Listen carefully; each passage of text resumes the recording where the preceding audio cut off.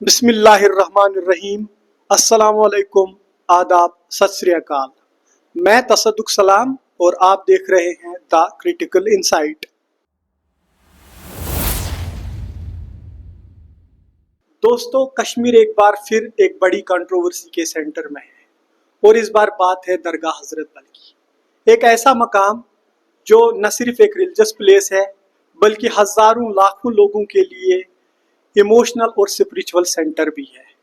और इस बार यहाँ पर एक ऐसा मुद्दा खड़ा हुआ है जिसकी वजह से न सिर्फ लोग बल्कि पॉलिटिकल लीडर्स भी डिवाइड हुए हैं।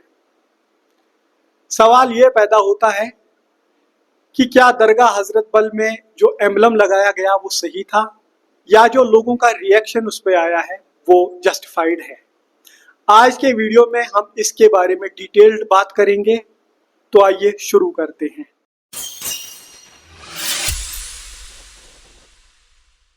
कंट्रोवर्सी की शुरुआत तब हुई जब दरगाह के अंदर फ्लैग पे नेशनल एम्बलम को लगाया गया और जब लोगों ने नेशनल एम्बलम को देखा तो उनके सेंटिमेंट्स हर्ट हुए, उन्होंने प्रोटेस्ट की और जज्बात में आकर उन्होंने एम्बलम को वेंडलाइज किया।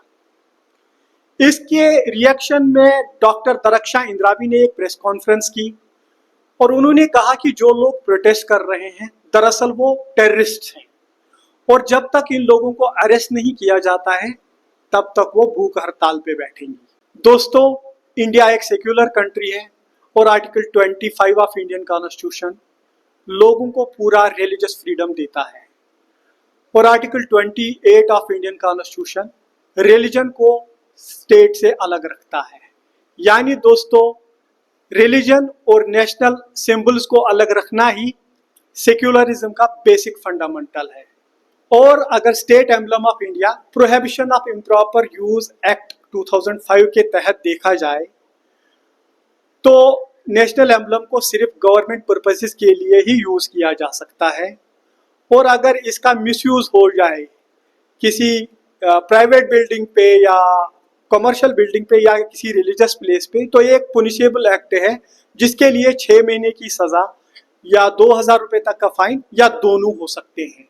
दोस्तों, अगर डॉक्टर दरख्शां इंद्राबी के स्टेटमेंट की बात की जाए तो जो उन्होंने धमकी भरा स्टेटमेंट दिया है वो बहुत ही इर्रेस्पॉन्सिबल और ईगोसेंट्रिक स्टेटमेंट है।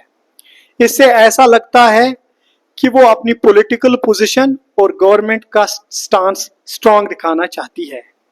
ऐसे बयान से पब्लिक और ज्यादा डिवाइड होने लगती है और जो ऑलरेडी हर्ट हुए हैं वो समझते हैं कि गवर्नमेंट उनकी बात सुनने के बजाय उनको टेररिस्ट का टैग दे रही है। दोस्तों, चीफ मिनिस्टर उमर अब्दुल्ला ने सवाल उठाया है कि हजरत बल जैसे एक रिलीजियस प्लेस पे नेशनल एम्बलम लगाया ही क्यों गया। उन्होंने कहा कि एक सेक्रेट जगह पे पॉलिटिकल या नेशनल सिंबल की कोई जगह नहीं है। एमएलए तनवीर सादिक ने भी इस्लामिक पर्सपेक्टिव रखते हुए कहा कि इस्लाम में स्कल्पचर, आइडल्स या सिंबल्स की कोई जगह नहीं है और ऐसी चीजें तौहीद के खिलाफ है। और श्रीनगर से एनसी के पार्लियामेंट मेंबर आगा रहुल्ला मेहदी साहब ने 32 लोगों की गिरफ्तारी का कड़ा विरोध करते हुए कहा कि एडमिनिस्ट्रेशन को इतना कड़ा कदम नहीं उठाना चाहिए था और उन्होंने अपील की कि इन डिटेन लोगों को जल्द अज जल्द रिहा किया जाए।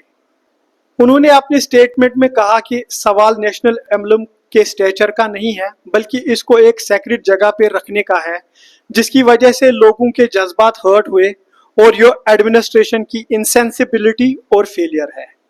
दोस्तों, अगर देखा जाए तो जो लोगों ने एम्बलम को तोड़ा वो भी सही नहीं है क्योंकि बीएनएस के सेक्शन 427 के मुताबिक एम्बलम को डैमेज करना एक पुनिशेबल एक्ट है।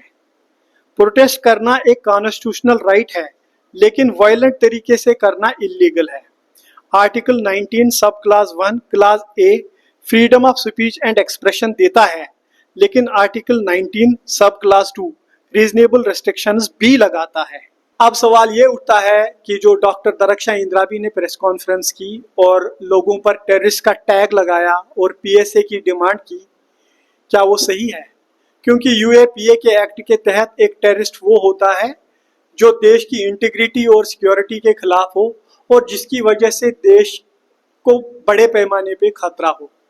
हजरत बल शाहीन में जो एम्बलम को तोड़ा गया वो एक क्राइम है, लेकिन उन पर टेररिस्ट का टैग लगाना एक पॉलिटिकल ओवर स्टेटमेंट है और उसकी लीगल बेस भी बहुत वीक है।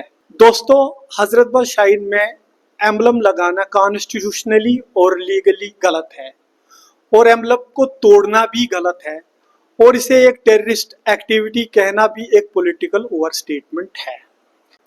रिलीजियस सेंटिमेंट्स जेन्युइन है, लेकिन उन्हें एड्रेस करने का सही तरीका पीसफुल और लीगल प्रोसेस से ही है। दोस्तों, आपका क्या मानना है? अपनी राय कमेंट्स में ज़रूर दें और अगर वीडियो पसंद आई हो तो लाइक और शेयर ज़रूर करें और ऐसी ही डिटेल्ड डिस्कशंस के लिए हमारी चैनल को सब्सक्राइब करें। तो मिलते हैं आपसे एक नई वीडियो में, तब तक के लिए अल्लाह हाफिज़।